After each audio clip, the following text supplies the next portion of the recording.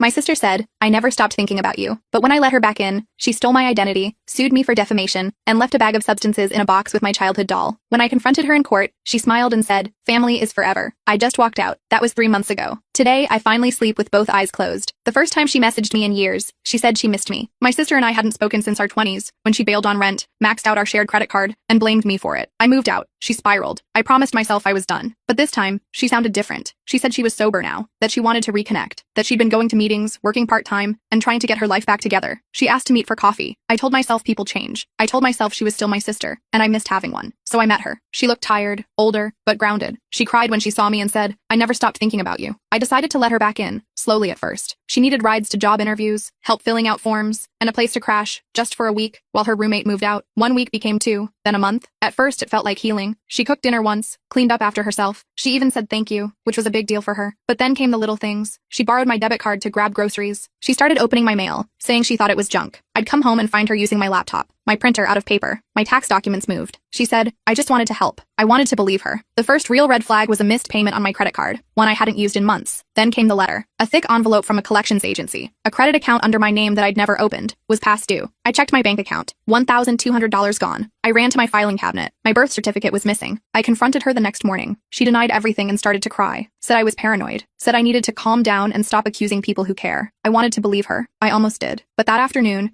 I got a notification that someone had applied for a car loan in my name. I called the bank and froze everything. Then I called a lawyer. She played dumb until I showed her the printouts. Then the rage came. You think you're better than me? She screamed. I just needed help. I told her to get out. She slammed the door so hard the frame cracked. What followed was months of legal paperwork, phone calls, hold music, and hollow apologies from institutions. I filed a police report. I froze my credit. I worked with a lawyer to dispute false accounts. I missed work, lost sleep, broke down crying in my car more times than I can count. My credit was wrecked. But worse than that, I couldn't trust anyone anymore. Not when they asked for help. Not when they said they'd changed. My sister didn't just steal my money or my name. She stole my ability to believe. I track every dollar now, obsessively. Some days I feel like I'm still in the fog, still waiting for the next surprise bill or rejection letter. She hasn't reached out since the order was issued. Then yesterday, I got yet another mysterious phone call, and I let it go to voicemail. When I listened to it, I found out my sister had hired a lawyer and was planning to sue me. I thought everything was finally over, but now I'm not so sure. I sat in my car for an hour after hearing that voicemail. Just sat there, engine off, staring at nothing. The lawyer's voice kept replaying in my head. Something about defamation and false accusations, and how my sister Melissa was seeking damages. Damages? From me? After what she did?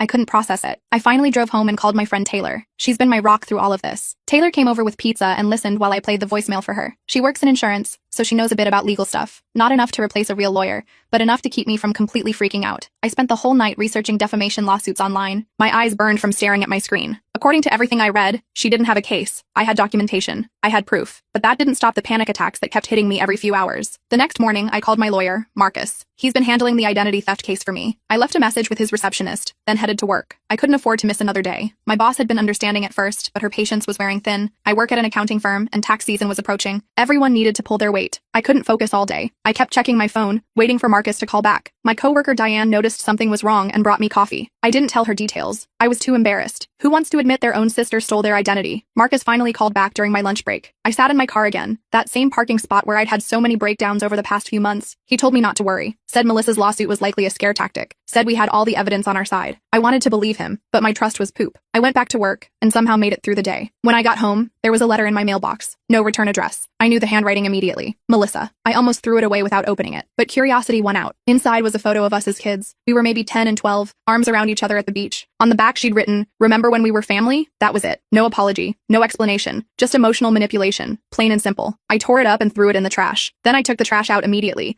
like the photo might somehow reassemble itself if I left it in my house. I was being paranoid, but that's what Melissa had reduced me to. That night, I got a text from a number I didn't recognize. "We need to talk. Meet me tomorrow." I blocked the number without responding. 10 minutes later, another text from a different number. "It's important. Please." I blocked that one too. I took a sleeping medicine and went to bed early. I dreamed about Melissa. In the dream, we were kids again, and she was taking my toys one by one while I watched, unable to move or speak. I woke up at 3 a.m., drenched in sweat. The next day was Saturday. I had planned to catch up on work, but I couldn't concentrate. I decided to go to the gym instead, burn off some anxiety. I was on the treadmill when I saw her, Melissa, just standing there in the gym entrance, scanning the room. I ducked down and pretended to tie my shoe. When I looked up, she was gone. Maybe she was never there. Maybe I was losing it. I went straight home and double-checked all my locks. I called Taylor again and asked if I could stay at her place for a few days. She said of course. I packed a bag, grabbed my important documents, what was left of them, and headed over. Taylor lives in a secure building with a doorman. I felt safer there. We ordered takeout and watched mindless TV. I didn't check my phone all evening. It was the first peace I'd had in days. Sunday morning, Taylor went out for groceries. I was alone in her apartment when my phone rang. Unknown number. I let it go to voicemail. The message notification popped up immediately. Against my better judgment, I listened. It wasn't Melissa this time. It was a woman named Karen, claiming to be Melissa's sponsor from her recovery program. She said Melissa was really trying to make amends. Said I should give her a chance to explain. Said Melissa was in a bad place mentally and needed her family. I deleted the message. If Melissa was really in recovery, she wouldn't be suing me. She wouldn't be stalking me. She wouldn't be sending strangers to guilt me into contact. This was just more manipulation. Taylor came back and found me crying on her couch. I told her about the call. She suggested I change my phone number. It seemed extreme, but I was desperate. We spent the afternoon at the phone store getting me set up with a new number. I felt a little better afterward. Monday came and I had to go back to work. Taylor offered to drive me. As we pulled into the parking lot, I saw Melissa standing by the entrance to my building. This time I was sure it was her. Taylor saw her too. I ducked down in the passenger seat. Taylor drove right past the entrance and around to the back of the building. I used the service entrance and snuck in through the mailroom. I felt ridiculous, like I was in some bad spy movie, but I made it to my desk without being seen. Around lunchtime, the receptionist called my extension. "There's someone here to see you. Says she's your sister." My heart nearly stopped. I told the receptionist I wasn't available and to please ask her to leave. 5 minutes later, security was escorting Melissa out. I watched from the window of the break room, my hands shaking so badly I spilled my coffee. My boss called me into her office that afternoon. I thought for sure I was getting fired. Instead, she asked if everything was okay, if I needed help. Apparently, after Melissa was escorted out, she made a scene in the parking lot, started yelling about how I was ruining her life, how I was the reason she couldn't get back on her feet. I broke down and told my boss everything, the identity theft, the lawsuit threat, the stalking. She was surprisingly understanding, said her brother had dependency issues too. She gave me the rest of the day off and the number for the company's employee assistance program. They offered free legal consultations. I called the number from Taylor's apartment that evening. They connected me with a lawyer named Jordan who specialized in identity theft cases. Jordan listened to my whole story, then told me something that made my blood run cold. Melissa's lawsuit wasn't just a threat anymore. She'd actually filed it. I was being sued by my own sister for defamation,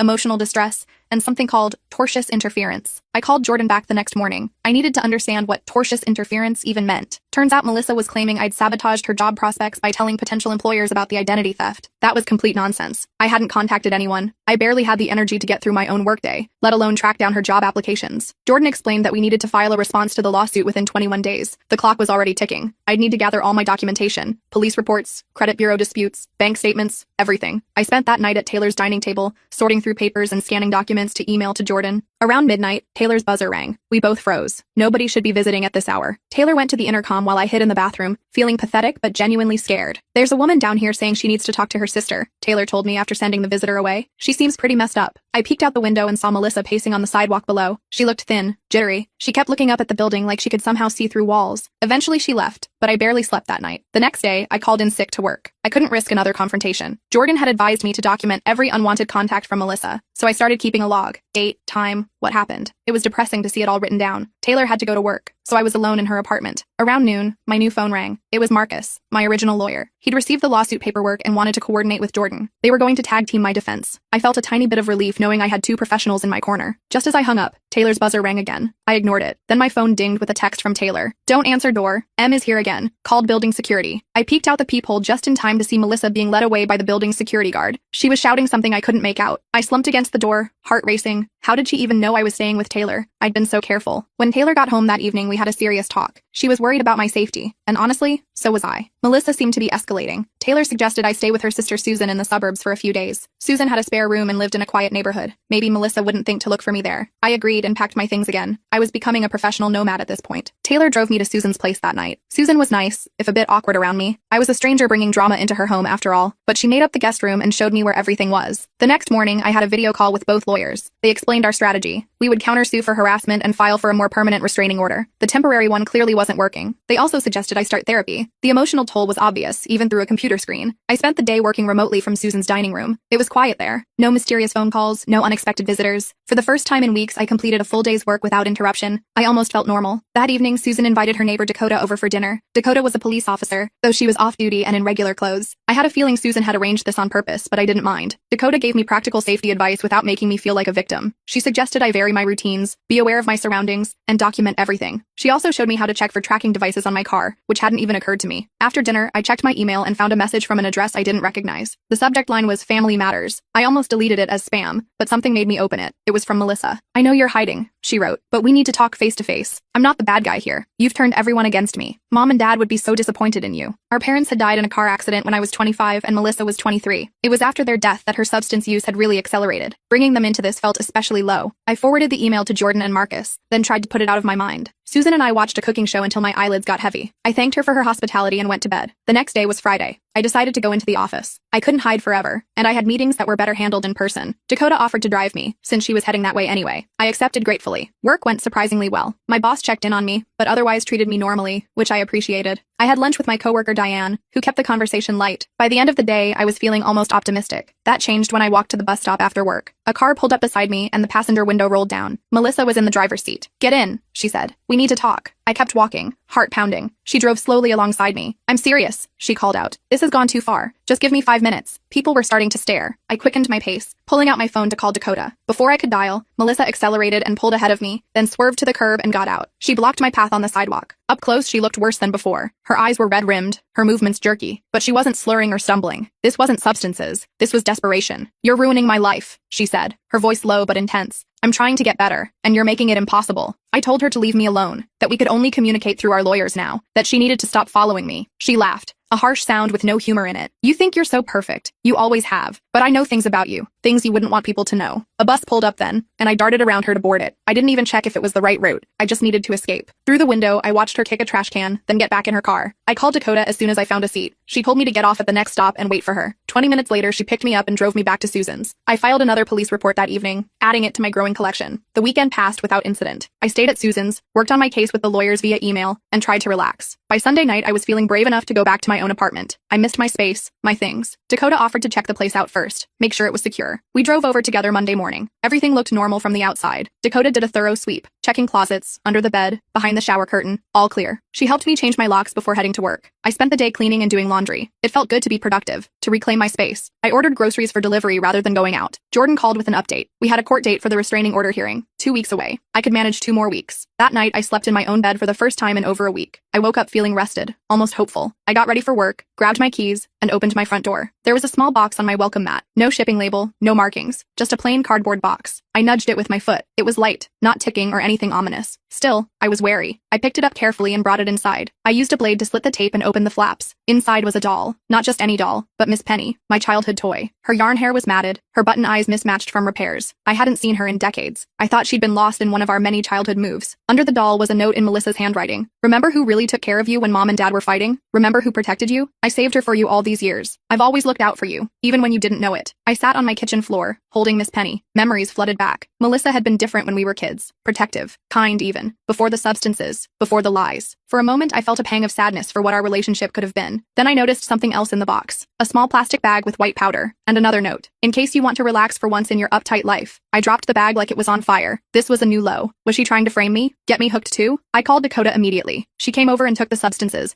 promising to dispose of them properly. She suggested I install a doorbell camera. I ordered one that same day. At work, I received a call from a number I didn't recognize. Against my better judgment, I answered. It was Karen again, Melissa's supposed sponsor. "Please," she said. "Melissa is really struggling. She's trying to make amends, but she feels like you've shut her out completely." I told Karen about the box, about the substances. There was a long silence. "That's not part of any recovery program I know," she finally said. She sounded genuinely shocked. "I'm so sorry. I didn't know." Before hanging up, she told me Melissa had been attending meetings irregularly, that she'd show up, share tearful stories about her cruel sister, then disappear for weeks. Karen had believed her. Many people in the group had. They'd been giving her money, places to stay. I felt a weird mix of vindication and sadness. Melissa was still manipulating people, still lying. But now I had another ally who'd seen through her. The doorbell camera arrived and I installed it that evening. I felt a little safer knowing I could see who was at my door before opening it. I even slept through the night without waking up in a panic. The next morning, my phone blew up with text messages from coworkers. Apparently, Melissa had shown up at my office again, this time with flyers. She'd been handing them out in the parking lot before security stopped her. The flyers had my picture and wild accusations, that I was a substance dealer, that I'd stolen from our parents before they died, that I was mentally unstable. My boss called me directly. She was sympathetic but concerned. The company had clients coming in that day. They couldn't have someone distributing defamatory materials on their property. She suggested I work from home until things settled down. I agreed, humiliated. I'd done nothing wrong, yet I was the one being punished. I packed up my laptop and some files, then asked Dakota if she could pick me up. I didn't want to risk running into Melissa in the parking lot. Dakota arrived 20 minutes later. As we drove away from my office building, I spotted Melissa's car across the street. She was just sitting there, watching. Dakota saw her too and made a sudden turn, losing her in traffic. Back at my apartment, I checked my doorbell camera footage. Melissa had been there at 5 a.m., leaving the box. The camera had captured her clearly. I sent the footage to both lawyers and the police,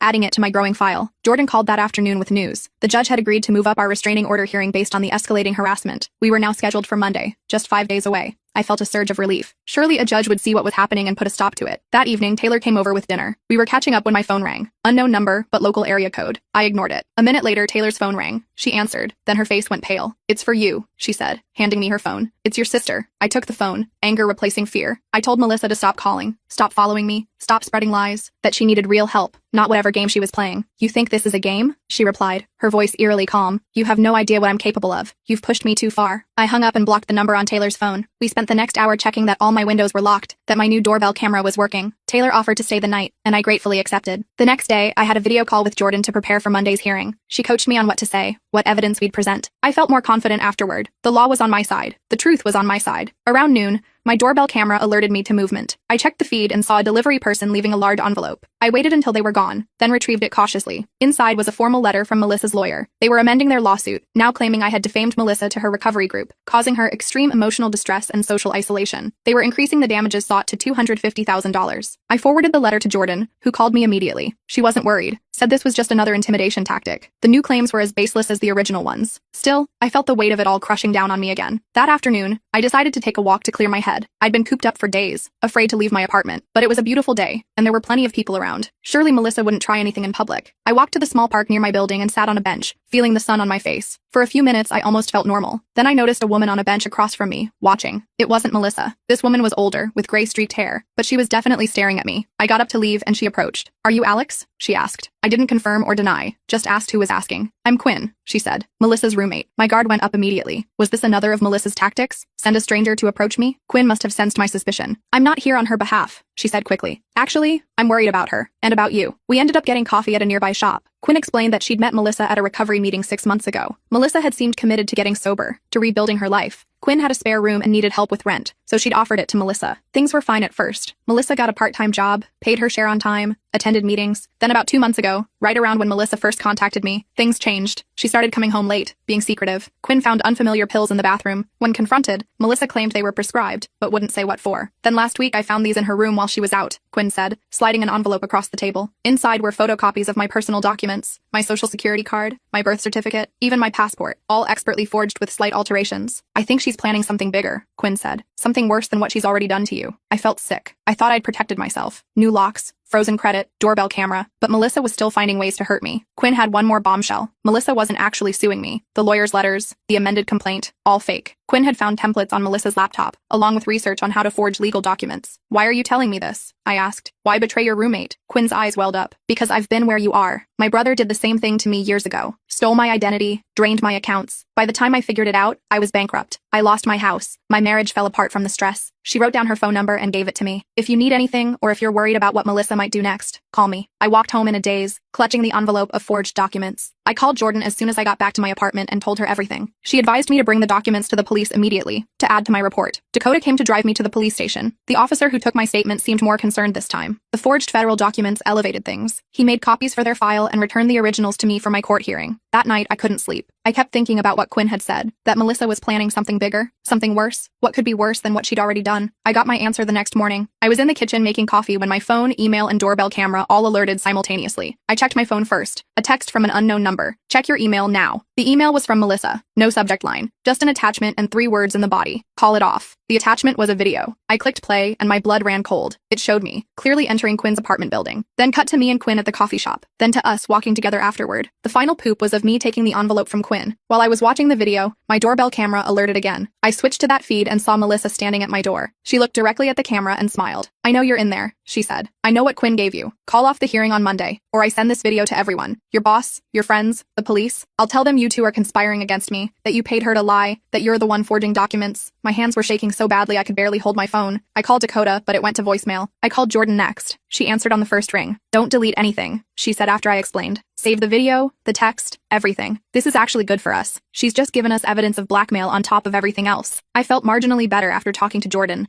but still shaken. Melissa had been following me, filming me. How long had this been going on? What else did she have? I spent the day gathering all my evidence for Monday's hearing. Bank statements showing the stolen money, police reports, the forged documents from Quinn, the doorbell camera footage, the blackmail video and text. It made a substantial pile. That evening, my doorbell camera alerted again. This time it was Taylor looking worried. I I let her in, and she hugged me immediately. Quinn called me, she said. She's been trying to reach you all day. I turned off my phone after the blackmail text, not wanting to deal with any more messages from Melissa. Taylor explained that Quinn had gone home after our coffee meeting to find her apartment ransacked. Melissa had figured out Quinn had betrayed her and had destroyed her things in retaliation. Quinn's staying with her sister now, Taylor said. She wanted me to tell you she's still planning to testify on Monday. She's not backing down. I felt a surge of gratitude for this woman I barely knew, who was risking so much to help me, and for Taylor, who'd stood by me through all of this. The weekend crawled by. I jumped at every noise, checked my doorbell camera obsessively, but there was no sign of Melissa. No more texts or emails. The silence was almost worse than the harassment. What was she planning? Monday morning arrived and I dressed carefully for court. Professional, but not flashy. Jordan had coached me on this too. I wanted to look like the responsible sister, the victim, not someone vindictive or unstable. Taylor drove me to the courthouse. Dakota met us there, along with Quinn. We all entered together, a small army of support. Jordan was waiting inside with Marcus. They both looked confident, which helped calm my nerves. We were directed to a small courtroom. As we entered, I saw Melissa already seated on the other side. She was alone. No lawyer. She'd dressed up too, in a conservative blue dress I'd never seen before. She looked almost normal, almost like the sister I remembered from before everything went wrong. For a moment, our eyes met across the room. I expected anger, defiance. Instead, I saw something that looked almost like sadness. Regret, maybe? Then her expression hardened, and she looked away. The hearing began. The judge, an older woman with silver hair and sharp eyes, reviewed the file. Jordan presented our evidence methodically. The identity theft, the harassment, the forged documents, the blackmail attempt. Quinn testified about what she'd found in their apartment. Dakota spoke about the police reports and the escalating nature of Melissa's behavior. Throughout it all, Melissa sat silently. When it was her turn to respond, she stood up slowly. I don't have a lawyer, she said, her voice small in the large room. I can't afford one. Everything they're saying, it's not the whole story. She started to tell a rambling tale about how I'd abandoned her after our parents died, how I'd always been the favorite, how she'd only borrowed money she thought she was entitled to, how she'd only wanted to reconnect with her sister. The judge listened patiently, then asked if she had any evidence to counter our claims. Melissa shook her head. Just my word, she said, but nobody believes that anymore. The judge granted the permanent restraining order. Melissa was to stay at least 500 feet away from me, my home, and my workplace. No contact of any kind. Not in person, not by phone, not by email or social media, not even through third parties. The judge also referred our case to the district attorney's office for potential criminal charges related to the identity theft and forgery. As we stood to leave,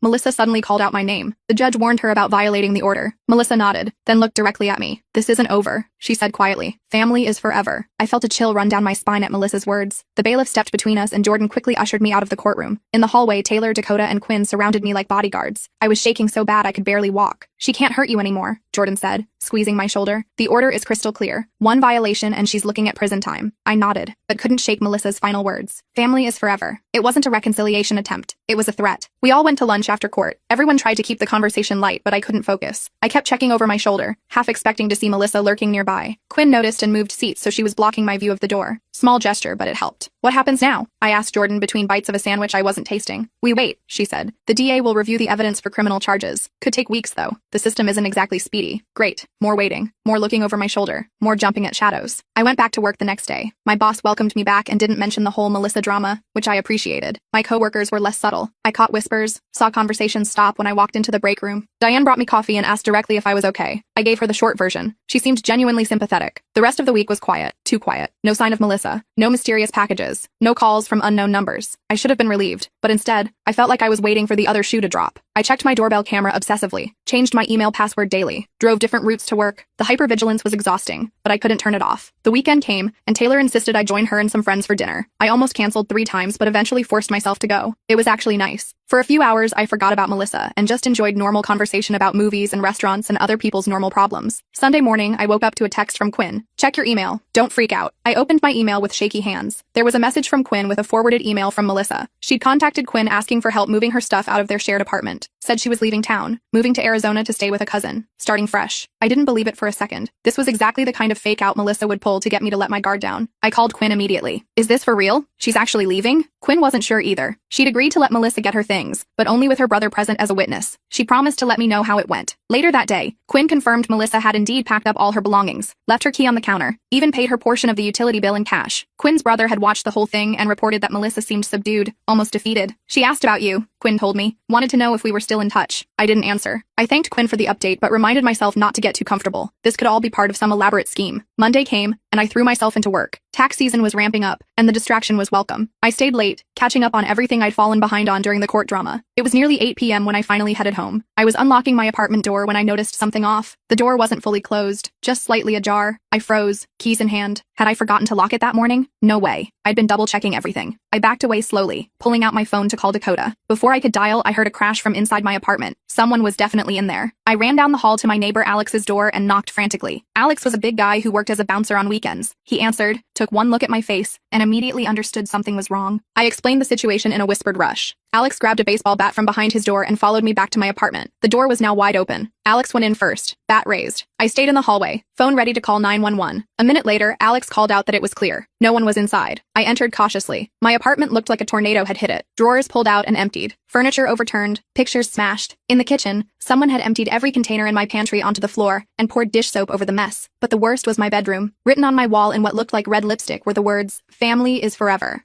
I called the police immediately. They arrived within minutes, took photos, dusted for prints, asked lots of questions. I showed them the restraining order paperwork. They promised to look for Melissa, said this was a clear violation. Dakota arrived while the police were still there. She'd come as soon as I texted her. She helped me clean up after they left, neither of us mentioning the obvious. Melissa had been in my home, touching my things, violating my space in the most personal way possible. I couldn't stay there that night. The locks were broken, and besides, I couldn't sleep surrounded by Melissa's handiwork. Dakota offered her couch, and I gratefully accepted. The next morning, I called my landlord about fixing the locks. He agreed to replace them that day, and even offered to install a deadbolt at no extra charge. I also called a cleaning service. The thought of scrubbing Melissa's message off my wall myself made me physically ill. At work, I got a call from the police officer handling my case. They'd put out an alert for Melissa but hadn't located her yet. Her phone was off, and the cousin in Arizona she'd supposedly gone to stay with didn't exist. I wasn't surprised. The Arizona story was just another lie. But where was she? And what was she planning next? I spent another night at Dakota's, then returned to my apartment the following evening. New locks installed, walls cleaned, everything put back in place. But it didn't feel like home anymore. It felt tainted. I was making tea when my phone rang. Unknown number. I almost didn't answer, but something told me I should. "Hello?" I said cautiously. "Is this Alex's sister?" A man's voice, unfamiliar. "Who's asking?" I replied, immediately on guard. "This is Dr. Reeves at County General. Your sister was brought in about an hour ago. She had your name and number in her wallet as her emergency contact." My heart raced. What happened? Is she okay? She was found unconscious in her car. Possible substance overload. She's stable now, but we'd like a family member to come in if possible. I hung up and immediately called Jordan. This could be another of Melissa's tricks. Jordan agreed it seemed suspicious and offered to go with me to the hospital. We met in the parking lot 30 minutes later. Jordan suggested we check with hospital security first, to confirm Melissa was actually there, and this wasn't an elaborate setup to violate the restraining order. The security office confirmed Melissa had indeed been admitted. A patrol officer had found her passed out in her car in a mall parking lot, empty medicine bottles on the passenger seat. They'd brought her in around 7 p.m. When we inquired further, the security officer explained that when Melissa was brought in,